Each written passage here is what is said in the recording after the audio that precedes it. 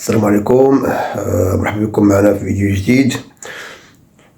تحية طيبة لجميع الإخوان والأخوات اللي دائما كيتابعونا، وشكرا لكم. اليوم غادي نتكلموا على المهرجانات والدور ديال المنشط في المهرجانات. بالنسبة للمهرجانات ومواسم التبوريدة، أصبح لا بد من وجود منشط ومكبر الصوت. علاش؟ لأن الأغلبية ديال المواسم وديال المهرجانات تيكونوا مكترين فيه السربات، يعني تيكونوا تقريبا واحد العدد كبير ديال السربات، وبالتالي إذا كان موسم أو لا المهرجان بدون منشط أو منظم ف تيكون داكشي ماشي هو هذاك. بالتالي فوجود منشط أو منظم في المهرجان ضروري ومؤكد. غادي نحاولوا اليوم نعرفوا شنو هو الدور ديال المنشط. الدور ديال المنشط من طبيعة الحال هو يعني ترتيب السراب، وكل واحد كيعطيه النوبة ديالو، والتعريف بالسربة منين جاية، شكون المقدم ديالها، وشنو هو الدوار اللي كتمثل، وشنو هو الجماعة اللي كتمثل، وشنو هو الإقليم اللي كتمثل من طبيعة الحال، وكيعرف بها الجمهور الحاضر. كذلك المنشط بعض المرات كيتفاعل مع بعض الطلقات اللي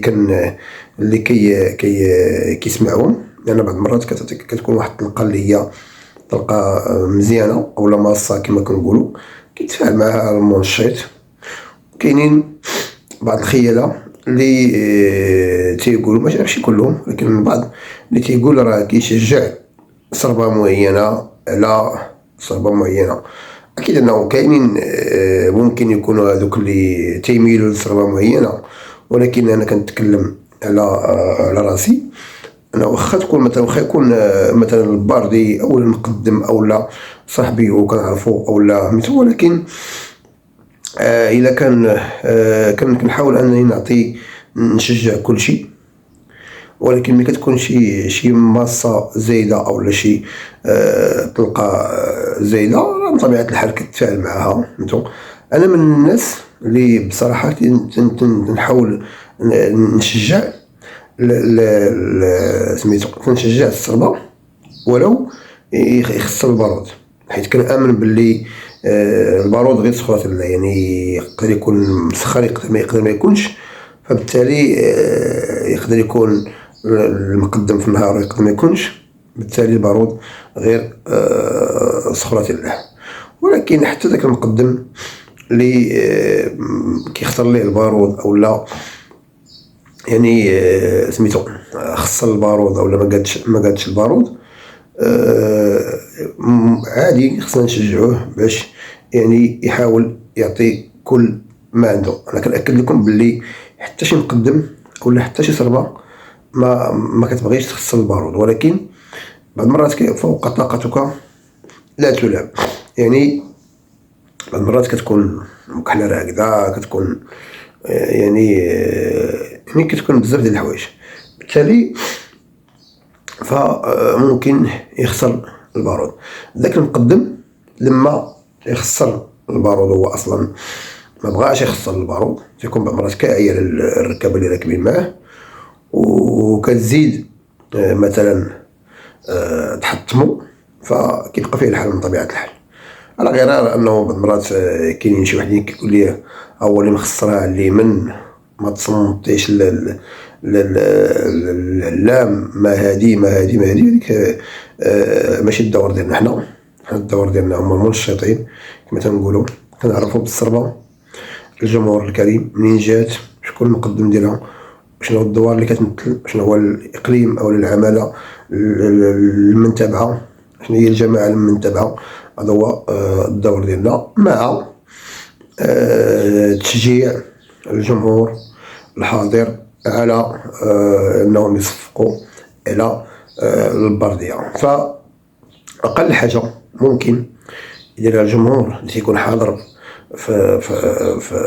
في الموسم أو في المهرجان هو يعني التشجيع يعني والتصفيقات على البردية، لأنهم بالفعل يستحقوا التشجيعات ويستحقوا التصفيقات. من طبيعة الحال البردية والمقدمين اللي دائما تيحاولوا أنهم يكونوا في مستوى الحدث، تيحاولوا أنهم يمثلوا المنطقة ديالهم أحسن تمثيل، ويعطيو كل ما عندهم باش أنهم يفرجوا الجمهور الحاضر، لأنهم كيكونوا تيوجدوا الموسم 10 أيام قبل، وتيوجدوا ثاني ملي كيسالي الموسم 1 4 أيام ولا 5 أيام ديال التمارة. فباش تجي من منطقة معينة لمنطقة معينة انت مشارجي الخيل، وانت كتقاد الوثاق وكتهز وكتحط وكتكاد باش تفرج الجمهور الكريم. ومن هذا المنبر كنقول للجمهور انهم يشجعوا الخيالة ويشجعوا البردية ويشجعوا يعني الناس اللي تيديروا هذه الرياضة هذه او هذه الهواية هذه ديال الفنون الفروسية التقليدية، اللي هي واحد التراث مغربي محض، اللي صنفاته اليونسكو كتراث لا مادي.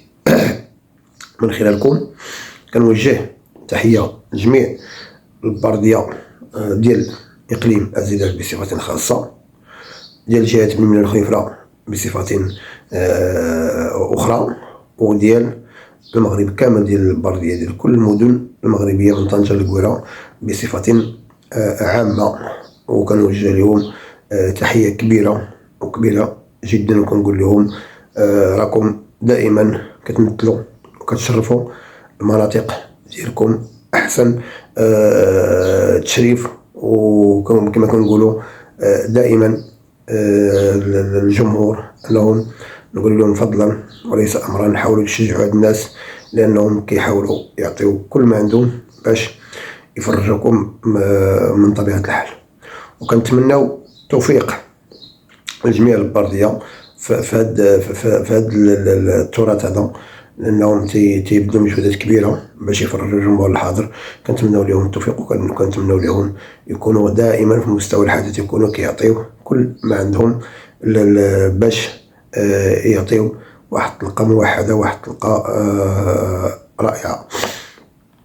من طبيعه الحال في الختام كنتمنى من الله عز وجل يعطينا شي شبعه ديال الشتاء، لان الوقت بغات الشتاء. كنطلبوا من الله يرحمنا برحمته الواسعه، ويعطينا واحد الشبعه ديال الشتاء ان شاء الله، باش يكون العام زين، وتكون كما كنقولوا الوقت زينه، باش يتشبع الخيل ويشبعوا البهائم، ويكون الربيع، ويكون الخير من طبيعه الحال. الخير عند الله موجود.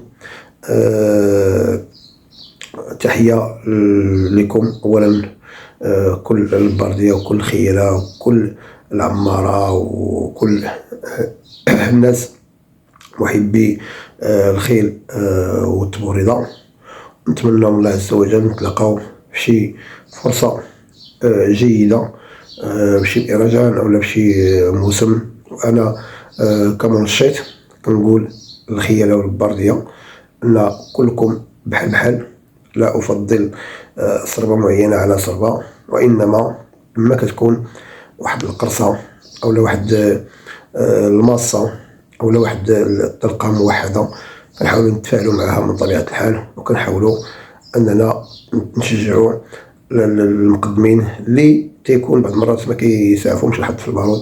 كنشجعوهم أنهم يحاولوا، يعني ما كتشجعوا كتعطيه فرصة أنه يحاول يزيد يخدم على راسو، يكون واحد الانسجام ما بينه وبين الصربة ديالهم. وكنوجه تحية لكل اللجان المنظمة اللي كينظموا مهرجانات ومواسم من جمعيات وجماعات وعملات، وكاع يعني كاع الناس اللي كيديروا يشمروا على سعيد الجد باش يكون واحد الموسم ولا واحد المهرجان باش تكون واحد الفرجة والمتعة. تحياتنا لكم الإخوان كبيرة وكبيرة بزاف، مرفوقة بكل ما هو جميل، مرفوقة بالورد والزهور والياسمين من عند أخوكم حمدة مرشد وإعلامي لكل البردية والبرديات وكل محبي ومتابعي صفحة حمدة المرشد الإعلامي. السلام عليكم وتحياتي لكم، كل شيء ديال الله، إلى اللقاء.